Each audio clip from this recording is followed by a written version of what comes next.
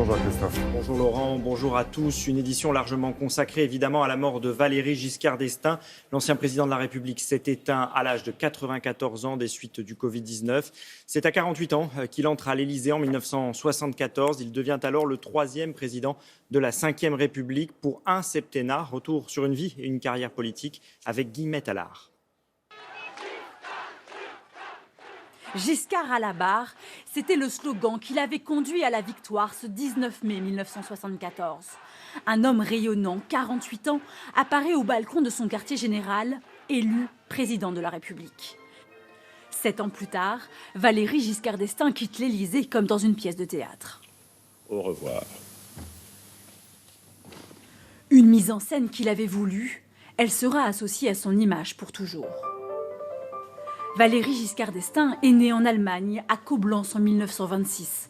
Une enfance entre le fief familial auvergnat et les beaux quartiers parisiens. Polytechnique, l'ENA, VGE comme on ne l'appelle pas encore, grimpe les marches à toute vitesse. Secrétaire d'État à 32 ans sous la présidence du général de Gaulle. Dans ces années 60, le mythe de l'homme politique séducteur et sportif à la Kennedy est en vogue. On voit le jeune ministre plonger, piloter un avion, taper la balle sur un terrain de foot. Les caméras ne sont jamais loin.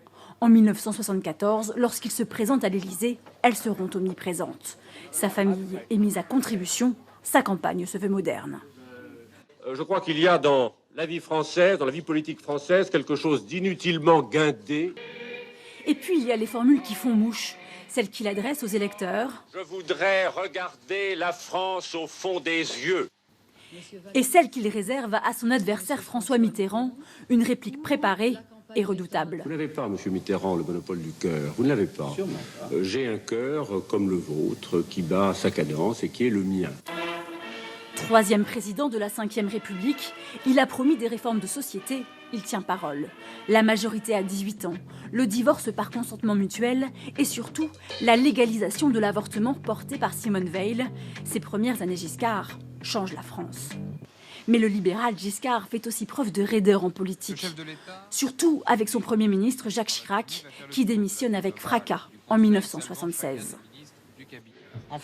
En 1981, la crise économique, les chocs pétroliers, l'affaire des diamants du dictateur africain Bokassa polluent sa campagne. Le 10 mai, il perd face à François Mitterrand. Blessé, mais pas mort, il repart à zéro et se recentre sur ses deux passions, l'Europe et l'Auvergne. Et vous êtes de Sauzet-même ou de quel village? Conseiller général, député, sa dernière fierté était littéraire. VGE avait été reçu en 2004 à l'Académie française. Un destin exceptionnel finalement, mais parfois incompris. C'est peut-être ce que se disait Valéry Giscard d'Estaing le 30 septembre 2019 devant le cercueil de son ancien Premier ministre et successeur Jacques Chirac. C'était sa dernière apparition. On vient de le voir, des réformes sur le fond, un style particulier sur la forme. Nathalie Saint-Cric, vous nous avez rejoint. Qu'est-ce qui va rester finalement de Valéry Giscard d'Estaing? Alors je vais reprendre votre formule sur le style. Il va rester une grande modernité, une façon de faire de la communication aussi en famille. C'est le premier qui a montré son épouse, ses filles, Valériane, Jacinthe, tout le monde, on le voyait. C'est lui qui allait en pull à la télé, qui proposait de faire une discussion le soir au coin du feu. C'est-à-dire c'est un style moins empesé que ce qu'on avait pu voir sous le général, bien évidemment, et même sous Georges Pompidou.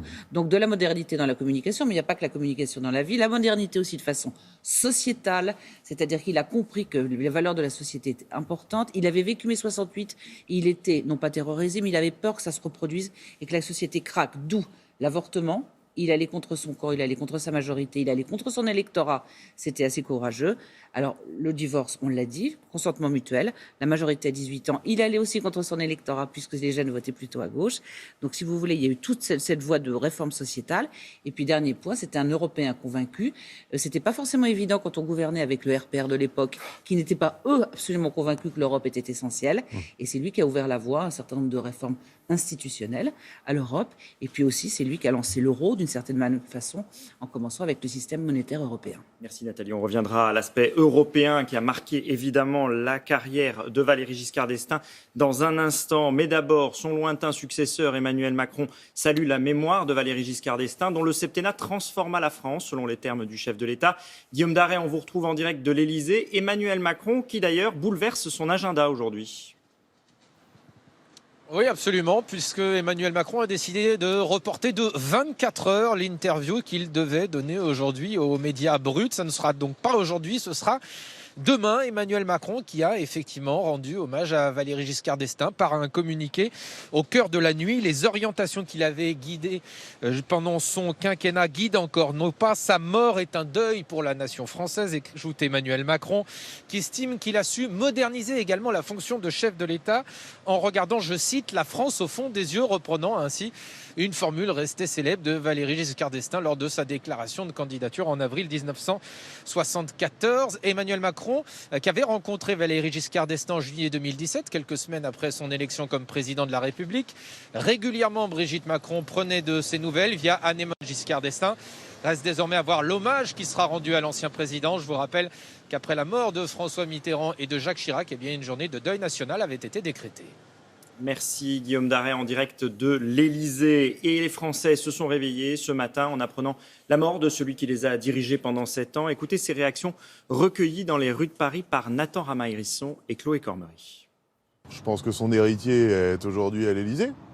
Donc je pense qu'il portait un regard assez sympathique sur la politique d'Emmanuel Macron. C'est quand même un grand homme. Enfin, moi, c'est un président que j'ai beaucoup apprécié. C'est les deux choses principales pour moi, c'est la majorité à 18 ans et le droit à l'avortement. Valéry Giscard d'Estaing, c'est aussi un engagement pour la construction européenne basé sur des convictions très ancrées. À Bruxelles, on retrouve François Baudonnet. François, aujourd'hui encore, on se souvient sur place de Giscard l'Européen ?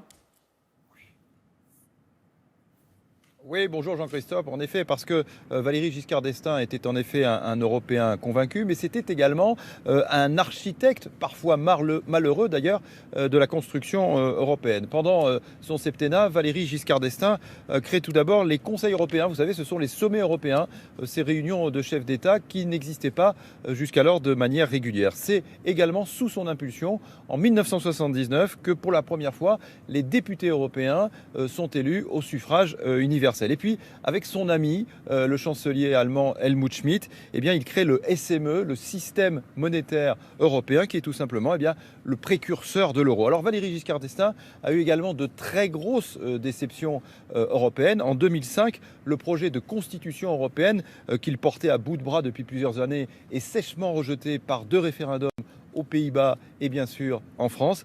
Et VGE va en nourrir un très grand dépit jusqu'à la fin de sa vie. Merci François Baudonnet en direct de Bruxelles. Également dans l'actualité, une nouvelle mesure de soutien du gouvernement aux secteurs les plus touchés par les conséquences de la crise sanitaire. Les entreprises des secteurs comme l'hôtellerie, la restauration, l'événementiel, les discothèques ou encore les salles de sport pourront bénéficier de la prise en charge de 10 jours de congés payés, pris en charge donc par l'État, une aide exceptionnelle qui sera versée en janvier. Et on en vient à ces tests massifs envisagés pour 3 métropoles françaises, des expérimentations qui vont être organisées à Saint-Étienne, au Havre, ainsi que dans une ville du département du Nord. La France va recourir pour la première fois, peut-être avant Noël, à ces dépistages massifs de Covid-19. Muriel Rousselin. C'est une opération hors du commun. Près de 600 000 personnes pourraient être concernées par ce dépistage massif. Une grande première dans notre pays, confirmé par Emmanuel Macron à plusieurs sénateurs hier. Cette campagne de dépistage de la Covid-19 concerne 3 grandes métropoles, Lille, Le Havre et Saint-Étienne, l'une des villes les plus touchées par le virus. Une première campagne de dépistage pourrait survenir avant les vacances de Noël, les 2 autres entre la rentrée et le 15 janvier. Des tests gratuits sur la base du volontariat. Objectif pour les autorités, éviter une 3e vague et un reconfinement dans les mois à venir. Dépister à grande échelle, un moyen efficace pour détecter rapidement les personnes positives et les isoler. À l'étranger comme en Slovaquie et au Royaume-Uni, les tests massifs ont déjà été expérimentés et auraient permis de faire baisser le nombre de personnes contaminées. Voilà ce qu'on pouvait dire ce matin, Laurent, sur l'actualité dominée évidemment par la mort de Valéry Giscard d'Estaing. Bien sûr, nous en reparlerons tout au long de